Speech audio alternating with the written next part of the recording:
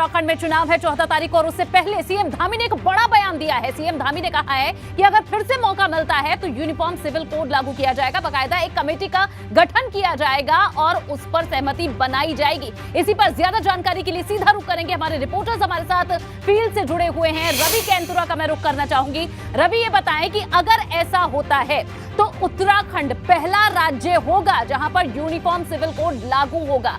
इसके लिए उत्तराखंड कितना तैयार है? ये बयान आने के बाद कैसी सुगबुगाहट है?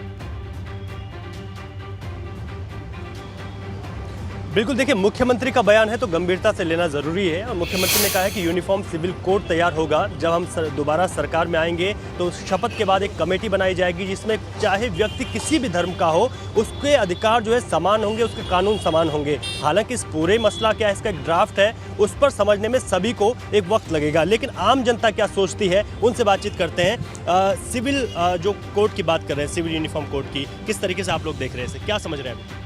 जैसे आज धामी जी का बयान आया है कि धर्म और क्या कहते हैं जाति के बारे में जो बयान आया है, अच्छा बयान है। हम ही नहीं उस बयान को नहीं कहते कि अच्छा नहीं है, लेकिन ये धर्म की राजनीति करने वाले जो सिर्फ कहते हैं कि जो राम को लाए हम उनको लाएंगे, पूरे देश में भगवा लहराएंगे, तो एक धर्म की बात कैसे कर रहे हैं जब इनके पास उद्देश्य एक धर्म की राजनीति करने का है, ना कि धरातल पर काम। चलिए कुछ और लोग से पूछे, आज आप क्या समझे हैं, क्या लगता है कि ये कानून अगर बनता है उत्तराखंड में तो क्या फायदा, क्या नुकसान? और अभी चुनाव का आज अंतिम प्रचार का दिन भी ठीक है। ये कानून तो ऐसा है कि कानून सबके लिए समान है, उसमें कोई ऐसा नहीं है कि ठीक है। रवि, लोगों की भी अब राय इस पर आनी शुरू हो गई है और देखना होगा कि इसे विपक्ष किस तरह से लेता है।